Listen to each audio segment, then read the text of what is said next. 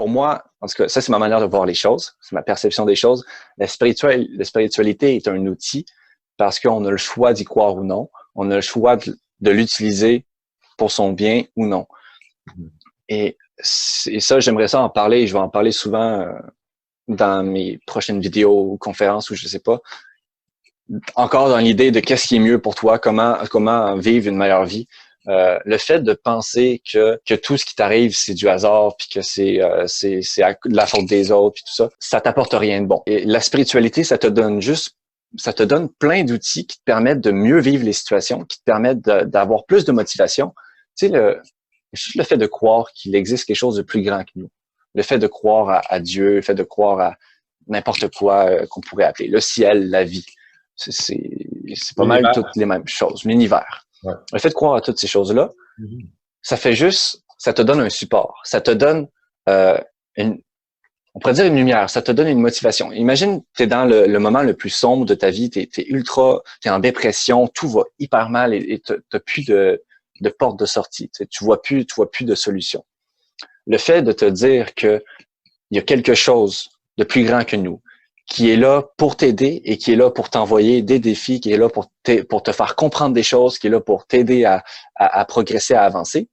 Le fait de voir cette chose-là, ça te permet de te dire que, OK, là, ce qui m'arrive, c'est pour une raison. Ce qui m'arrive, c'est pour m'apprendre quelque chose. Ou ce qui m'arrive, c'est juste parce qu'il y a quelque chose que j'ai pas compris, puis c'est le résultat de cette chose-là. Fait que c'est à moi de comprendre.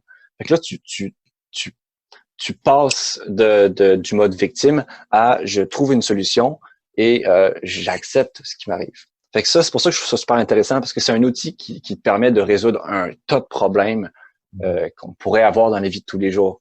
Comme là, on en a abordé quelques-uns. Le fait de prendre responsabilité, le fait d'accepter les choses. Je trouve ça intéressant. C'est que c'est un outil.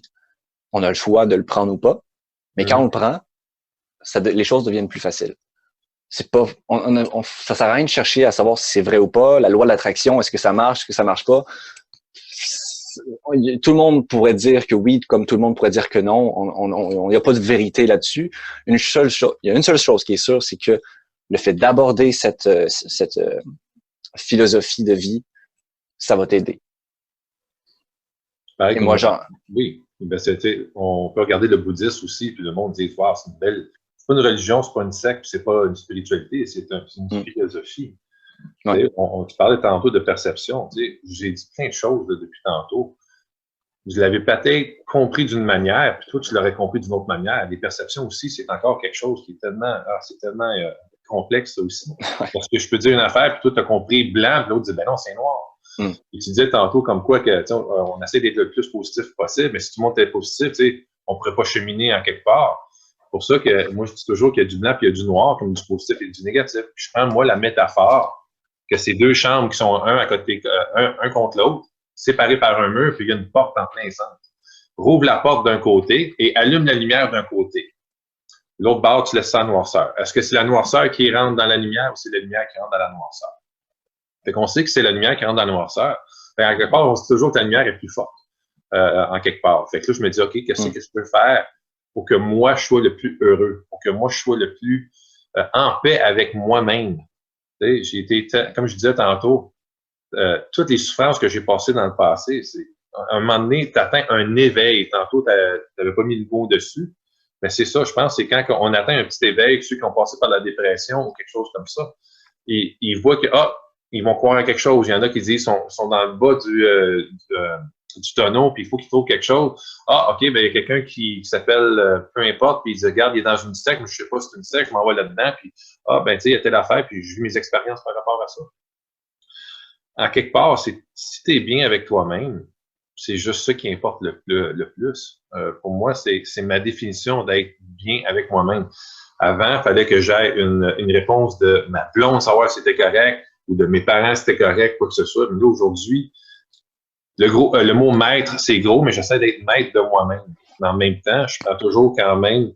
je peux te demander des conseils à toi, Samuel, si ça fit dans mon énergie, j'y prends. Si ça ne fit pas, c'est beau.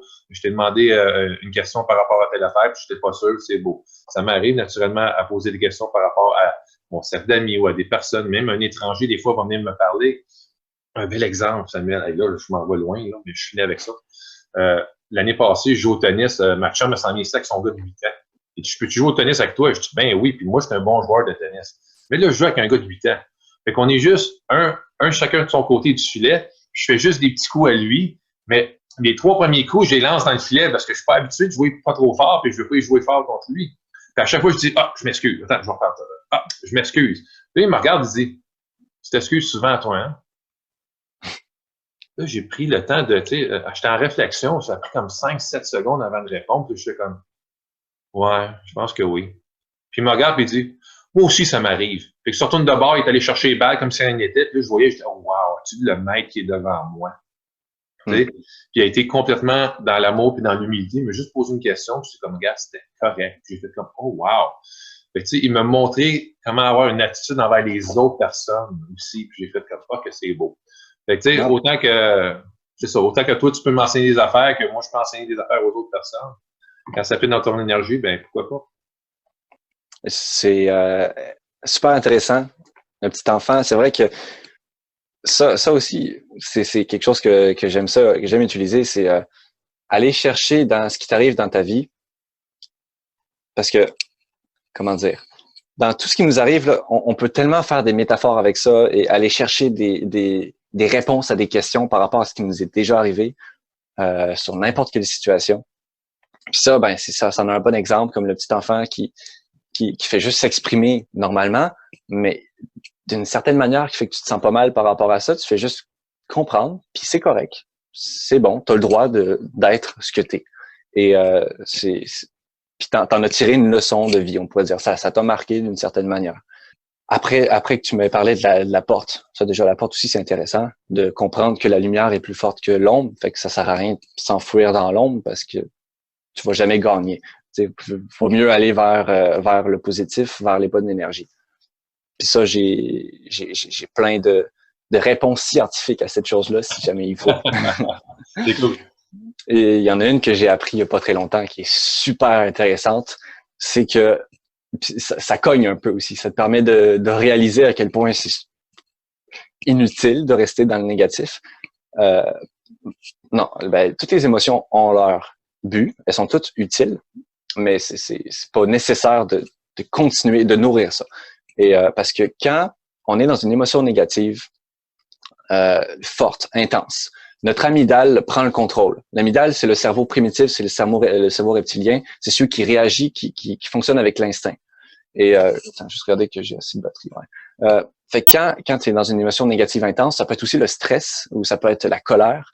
Ton amygdale va être beaucoup plus rapide à réagir que ton cerveau intellectuel, ton cerveau qui prend les décisions, qui réfléchit, qui a du sens. Ça, c'est le cortex préfrontal. Et quand ton amygdale prend le contrôle, sous l'influence d'une émotion forte, il va couper les connexions neuronales avec ton cortex préfrontal. Ce qui fait que tu ne peux plus réfléchir de manière sensée.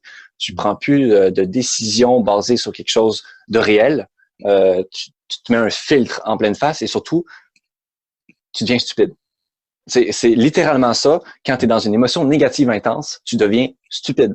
Tu n'as plus aucune connexion qui se fait entre ton cerveau primitif et ton cerveau logique, celui qui te fait vivre dans une société.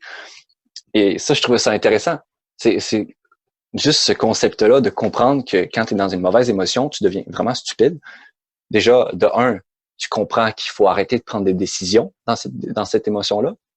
Il faut que tu arrêtes il y a beaucoup de couples qui se séparent à cause d'une dispute et c'est pendant la dispute qu'ils décident qu'ils doivent se séparer, puis il y en a souvent qui regrettent après, puis ils regrettent ce qu'ils ont dit, ils regrettent ce qu'ils ont fait parce qu'ils ont agi et ils ont parlé dans une émotion négative. Et ça, ben je trouve que c'est quelque chose que j'ai réalisé, quelque chose que j'ai compris scientifiquement, qui répondait à quelque chose qu'on pourrait aussi répondre spirituellement. Ben, écoute, si tu me permets de rajouter là-dessus, c'est bien beau spirituel. Pour moi, tout est spirituel, mais c'est plus psychologique que d'autres choses parce qu'on apprend sur l'anatomie du corps. Puis quelqu'un que justement tu dis qui est stressé, qui est en colère, n'importe quoi, la glande hypothalamus, elle va sécréter une hormone qui s'appelle la cortisol. C'est l'hormone du stress et de la colère. 1 minute de colère prend à ton système immunitaire 1 heure à évacuer. Fait que 5 minutes de colère ou de stress, ça prend 5 heures. C'est énorme. Il y en a, comme tu disais tantôt, dans les séparations, il y en a qui, écoute, j'ai connu une personne, je ne le connaissais pas, mais je l'ai connu, puis quelqu'un qui m'avait dit, ben, ils sont séparés, ça fait 2 ans, puis ils vivent juste la colère depuis ce temps-là. Écoute, son système immunitaire, il est complètement par terre, là, puis le gars, tu le voyais, là, il boit. C'est comme s'il y avait un nuage noir alentour de lui, les yeux étaient tellement pochés, il y avait un gars fatigué, mais c'est ça, OK? Mais par contre, si tu fais à semblant de juste prendre un grand sourire, ton cerveau ne connaît pas la différence si tu fais exprès ou pas. Mais en faisant ce sourire-là, ou quand tu es dans la joie, dans le bonheur, l'hypothalamus va sécréter des hormones qui s'appellent la dopamine et la sérotonine. Là, ça va dans toutes tes cellules de ton corps. Hey, écoute, ton système immunitaire, pendant ce temps-là, comme je disais tantôt, par rapport au taux vibratoire, ben, ça augmente ton taux vibratoire. C'est comme, yeah, tout ça. On écoute un film drôle, on est crampé, ça rit, ça rit, ça rit. Ben, c'est beau, on est en train de s'alimenter de ça. Pareil, quand on fait l'amour, on sécrète d'autres hormones aussi qui sont comme, oh wow, que tu aurais une grippe ou un rhume, mais tu t'en vas faire l'amour avec ta conjointe ou ton conjoint, tu vas même pas éternuer, tu vas même pas faire une grippe, tu vas même pas tousser. Tu n'auras même pas une fièvre parce que tu sécrètes tes autres hormones simplement, puis c'est comme, regarde, ça fait tellement fun, on va faire l'amour tout le temps, tu sais, puis j'aurais pas la grippe. C'est une façon de rire, de voir les choses. Dans quelque part, c'est ça. Fait que c'est quelque chose de comprendre le système anatomie aussi. Fait que c'est bien beau qu'on parle de spiritualité et tout ça, mais pour moi, ça, c'est de l'anatomie, puis c'est le côté psychologique, puis c'est tellement important aussi à comprendre ces choses-là aussi. Tu me fais penser à ça, justement. Tu me disais que quand on est dans une certaine émotion, ça va dans tes cellules. Puis c'est sûr, la dopamine, ces choses-là, ça te permet de te sentir mieux. C'est des hormones du bonheur, c'est les hormones qui t'apportent du bon. Et j'ai lu une autre chose. Il y avait une étude aussi qui disait que lorsque toutes tes cellules ont des neurorécepteurs, donc quand tu es dans une émotion, ton cerveau produit certains neurorécepteurs et ça va dans tes cellules. Toutes tes cellules peuvent recevoir l'information. Donc, elles ont des neurorécepteurs pour les émotions positives et les émotions négatives. Et ça, c'est une étude qui m'a aussi mis par terre. Là. Tout à fait. Quand ils ont dit ça, c'est une cellule mère, lorsqu'elle va se diviser, elle va faire 2 cellules filles. L'émotion qui a plus affecté cette cellule-là, c'est-à-dire que si la cellule mère a été plus affectée par du négatif, par des neurorécepteurs négatifs, les 2 cellules filles vont avoir plus de neurorécepteurs négatifs que positifs, proportionnellement par rapport à comment elle a été affectée. Ce qui veut dire que si tu passes ta journée, ton année, ta vie à être négatif, tranquillement, pas vite, toutes les cellules de ton corps vont avoir beaucoup plus de neurorécepteurs négatifs et tu vas être beaucoup plus, tu vas recevoir beaucoup plus facilement tout ce qui est, tu vas être plus sensible au négatif. Et c'est incroyable comment ça te met dans un cercle vicieux parce que plus tu es négatif, plus tu ressens le négatif, plus tu vas être porté à nourrir ce négatif-là, puis ça finit plus jamais.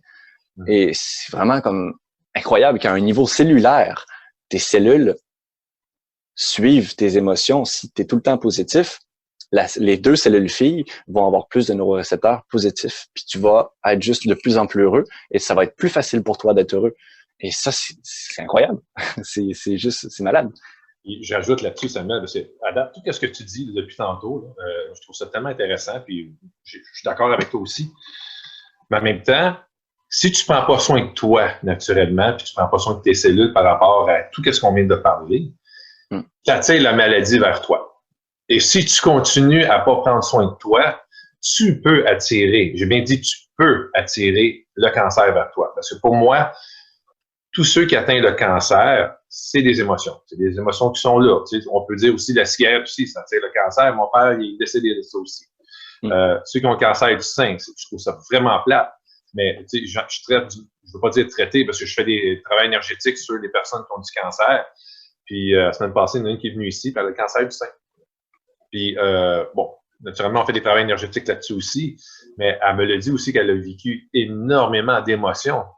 Et le système, ou en quelque part dans le corps humain, ou que c'est faible, bien, ça va se loger là. Fait que si tu n'en prends pas de soin de ta santé en quelque part, c'est sûr qu'à un moment donné, tu peux attirer des affaires qui peuvent être vraiment graves pour toi. On n'est pas à l'abri personne de ça. on essaie de vivre notre vie le mieux possible, comme que je disais, surtout dans l'amour. Puis j'ai une bonne histoire là-dessus tantôt sur l'amour, là, tu me diras, là, puis je vais vous conter une histoire qui est vraiment, vraiment cool.